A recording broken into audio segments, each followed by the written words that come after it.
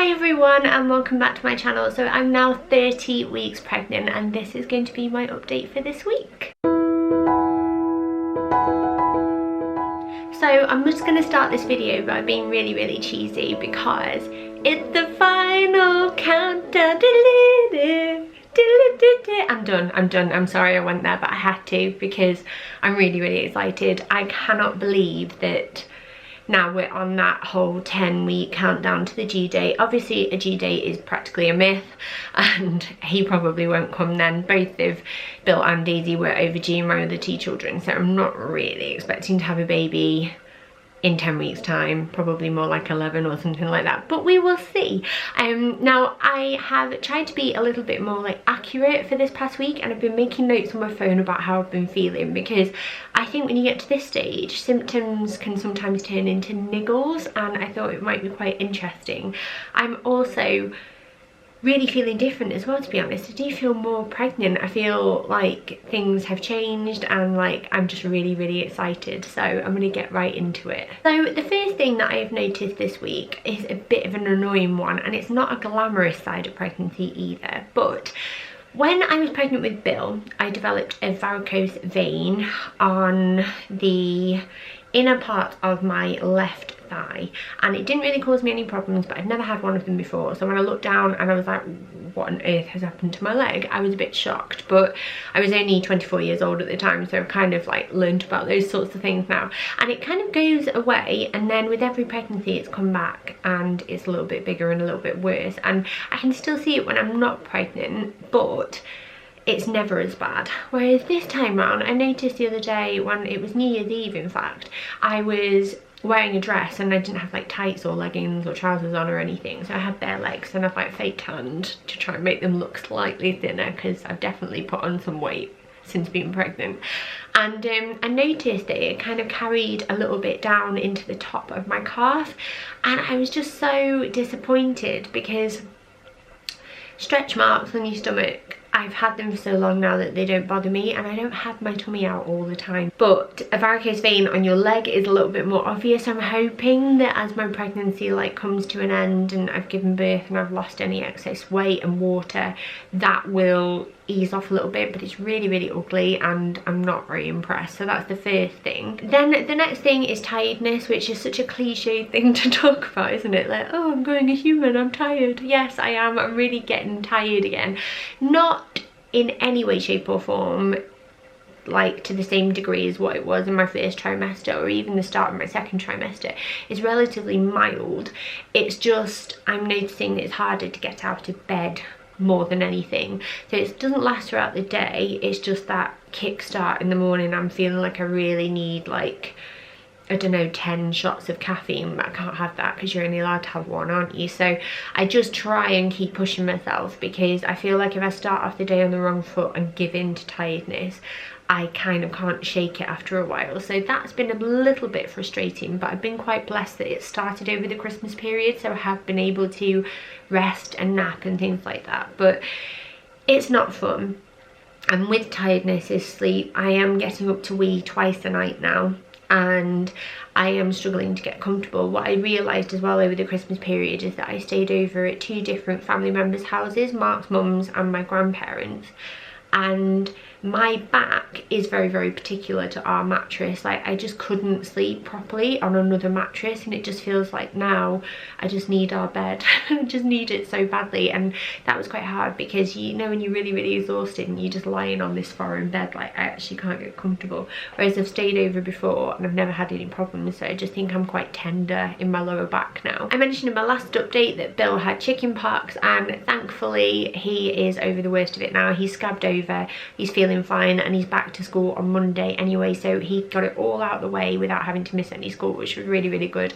I'm waiting for Daisy to get it, and I'm not looking forward to that because I think it's going to be quite a lot of hard work, because there'll be no Mark to help me while she's got it, because he's back at work now, and I've got a feeling it's going to be quite tiring and I'm going to have low sleep, so I'm trying to prepare for that.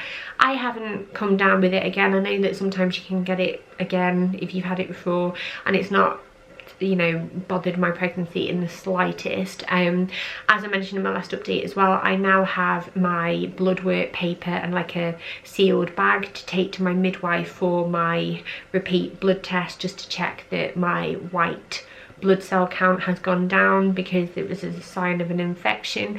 I am feeling a lot better than I have done throughout December really, so I've started January off in a good foot, and that's really, really good, because I was quite poorly in December, as you probably know. Now, all the other things I want to talk about are actually to do with him, and the first thing is that I've worked out, or at least I'm 99% sure he is head down, because I am getting a lot of pressure and movements up towards my ribs, and there can even be moments where like I feel him and it kind of almost kicks my boob. it's a strange sensation, but there's a lot of pressure up at the front. But what I've noticed is that he's quite a firm mover. Daisy was very active and Bill was very reliable, whereas he is very, very, very, very strong, and I have been wincing and huffing and puffing and going ooh, with him, which I don't remember at this stage with my other two at all. Like, it's been really quite uncomfortable,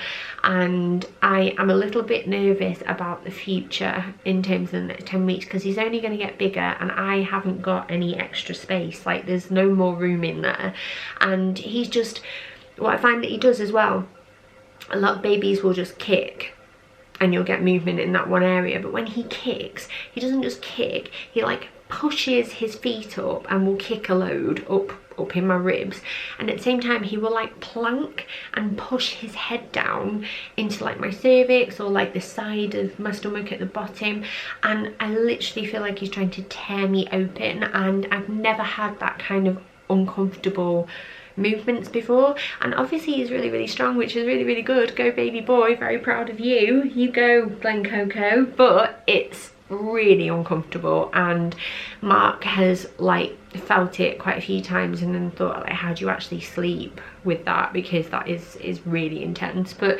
at least he's doing really well in there, and I definitely know that he's okay. Another thing that I've noticed though as well is that he is hiccuping, and I don't know if I've just not noticed before because I've got 2 kids and it's quite hard the more children you have. I'm sure you find this if you've had like multiple pregnancies, but the more living children you have with you day to day and the more distracting they are, the less you tend to notice movements with your baby. So with him, I'm very, very conscious to stay on top of his movements, and when I know it's a certain time, like at night, as soon as the kids go to bed, he's like, it's party time guys, I'm here, it's my chance to shine. And if I don't feel him moving that time, then I know that I should be concerned, whereas he's very, very much like clockwork. I'm slightly concerned that he does tend to be a bit of a nocturnal being at the moment, like he's a bit of a vampire, because he only tends to want to be awake at night. He does move throughout the day, and he loves it when his mum eats something, because I swear he knows when I'm eating, and he's like, oh, gimme, what are you eating today? More chocolate? Oh mum, come on now, eat some fruit. But no, I'm really falling in love with him. I'm so excited. When you get to this point, you just start to get obsessed. So I'm nesting, I'm starting to think about the things that I've like not bought yet and what do I need. I went to the charity shop the other day and I bought a baby swing for £4.99, and I think it was worth about 80 quid, and I'm going to do a big haul on anything extra that I've bought in like the sales and stuff. So if you'd like to see that, let me know in the comments or thumbs up. But I'm just trying to get ready now. I'm trying to think, okay, he's going to be in with us for a while because we don't have the room space yet until we extend the house. So where are we going to put his clothes, where are we going to put him, how are we going to do things? And I feel like we're going to need a lot of trips to IKEA and a lot of trips to places like mother care and baby shops and whatever. But we're getting excited. I'm tempted to start getting Daisy and Bill's old stuff down and just start rummaging through. I think a lot of Bill's old stuff is going to be quite worn and moth-eaten, to be honest, because it was 5 years ago. But any favourites that I really, really enjoyed of his, I am going to like get out and wash and hang on to, because I'd love to see my boys in the same sleep suit, like 5-6 years apart almost. But it's exciting. I'm so excited. I am obviously nervous about other things, about his health and all of that, but I'm trying to keep an open mind. One thing that I have been doing for the past week is hypnobirthing, so I've done a separate video on that, so look out for that as well.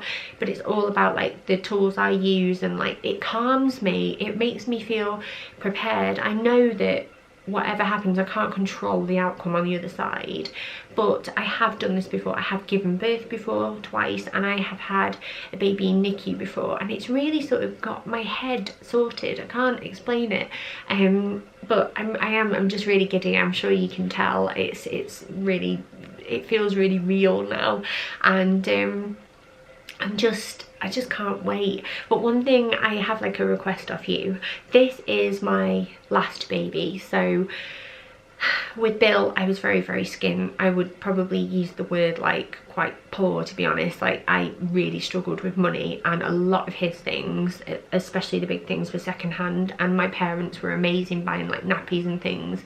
And with Daisy we did have like a lot of stuff this time around. We could like buy new things, and that was a real luxury, but I still kept our budget down because I had to save up for maternity leave, whereas this time it's like my last pregnancy. So if there's anything that you really recommend, even like I might already have it, but if you've got any recommendations, like must-haves and stuff, like things that I've just never tried before, I would like to try them and just have one last hurrah and like just try something new, and just really enjoy this pregnancy, because fingers crossed he is healthy and we can bring him home the same day that I give birth, and we can sit on the sofa over there and we'll have a glass of champagne or something and toast him. And I'm so giddy. I really want to breastfeed. I really want, like, I just have this big fantasy in my head, and I'm just really excited to see if it's going to come true. I'm going to quickly show you my belly, which feels huge, and then I will let you go for another week, and I will see you next week at week 31, and then we're in single figure countdown, which is just crazy. So this is me in all my glory. If you're wondering where the jumper's from, it's from the family store. It's a Selfish Mother one, and I got it with my Christmas money, and I absolutely love it. And this is the bump from the front, and then this is it from the side. I definitely think I am carrying the biggest with this baby. I really do. And then this is my bump from the front. I don't have any new stretch marks as of yet, but yeah, that is my 30-week belly. So yeah, that is all from me. Thank you so much for watching as always. I love to hear how you're all doing in the comments down below, so please let me know, and good luck. If any of you are due like January, February, you are going to be absolutely fine, and I'm so excited for you. I'm expecting a few people to come on and tell me that they've had babies soon, because I know a few of you are ahead of me, but I'm really excited about that. So yeah, thank you so much for watching, and I will see you next time. Bye!